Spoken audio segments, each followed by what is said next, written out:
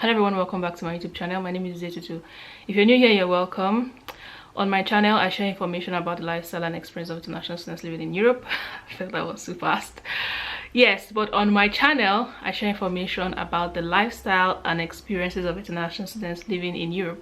If you've considered coming to Germany to advance yourself, to pursue a master's program or a bachelor's program as the case may be, and you've thought to yourself that is it actually important for me to learn the language before I arrive, or should I wait till when I come here, or is it even important for me to even bother at all because my program is taught completely in English? This video is for you and I hope you watch to the end.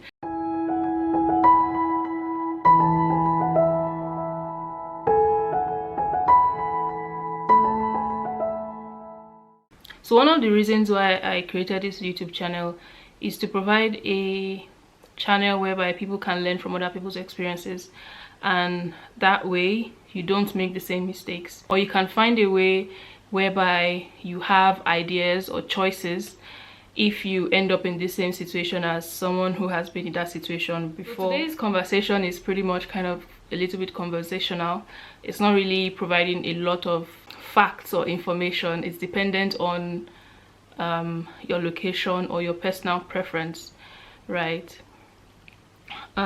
Firstly, I have to say that there is no one size fits all when it comes to is German really important for you or not. It's dependent on what your intentions are. For some people I know would want to move to another country after coming to Germany to study. For some people, they are going back to their home countries after studying. I've seen a couple of people who have done this, right? And for some people, it's just a stepping stone to other things they want to do for themselves. Some people do not want to stay in Germany for the long term, and that's perfectly fine. So you have to decide by yourself if learning the language is something that is important to you. And you also have to look at it for the long term. Okay, if you want to stay here for the next 5 years, for example, how do you intend to interact with your environment? How do you intend to interact with the people? Because even back home, we have a lot of people from the east, for example, coming into the western part of Nigeria. If you do not know, Nigeria has over 200 different languages and 3 major languages, okay? But you see people who want to learn more about how to do business, for example, in Lagos, Nigeria, which is the economic capital of Nigeria. People from the east learn the language and they can almost speak it as fluently as the natives there.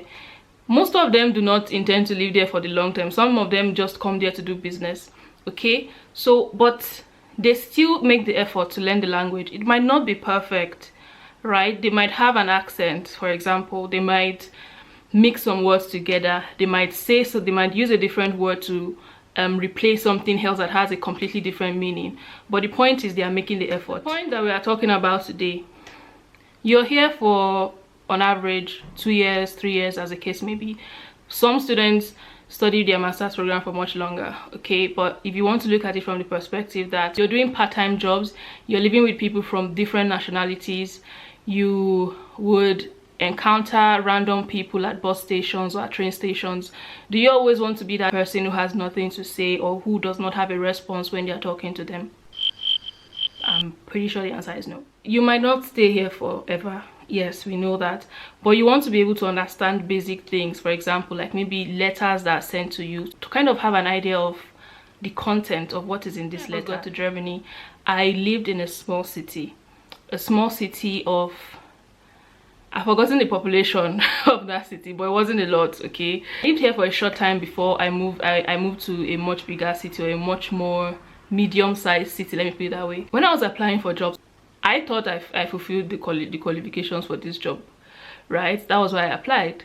But when they replied me, they did not talk about the fact that maybe I did not qualify professionally. Their point was, and they replied my email in English, that their official language in the office is German, and I obviously do not qualify because I do not speak any German. So because of this, they are not willing to employ me.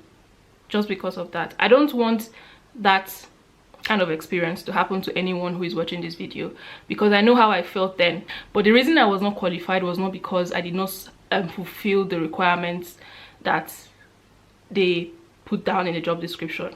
It was because I did not speak their language. I did not speak German. In smaller cities, there's a tendency to have a larger population of older people living here compared to bigger cities like, for example, Frankfurt, Hamburg, Berlin, Munich, Bonn, Cologne, Dusseldorf, you know, places like that. Most Germans would know how to speak English because they learn English in school. You will still find a certain percentage of people that do not speak English at all.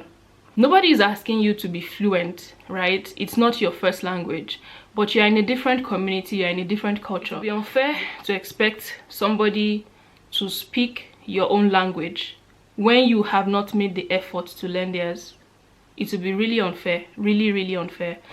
And I've noticed that when you make an effort to speak the language, like maybe to introduce yourself or to try to understand what they are saying, or you struggle a little bit in answering, they find a way to encourage you.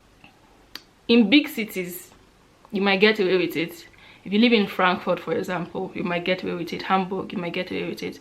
But if you live in other smaller cities, because if you think about how many people can actually live in these places I've mentioned, or how many people can live in big cities, what if your job is not in this city, or if you happen not to work in an English speaking company, if it happens that maybe they have a 50-50% language culture where you can either speak German or you can speak English, or they communicate in emails with the German language, what then do you do?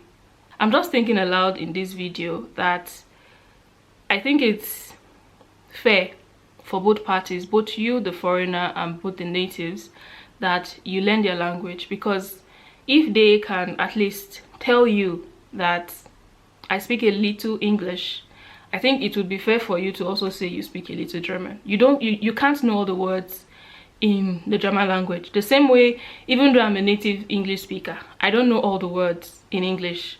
I struggle with English sometimes even. Yeah.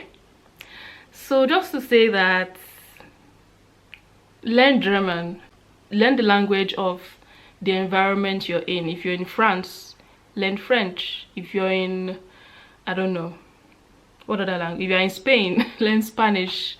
Whatever language they speak, try to learn it. At least make an effort. That's what counts, if you ask me.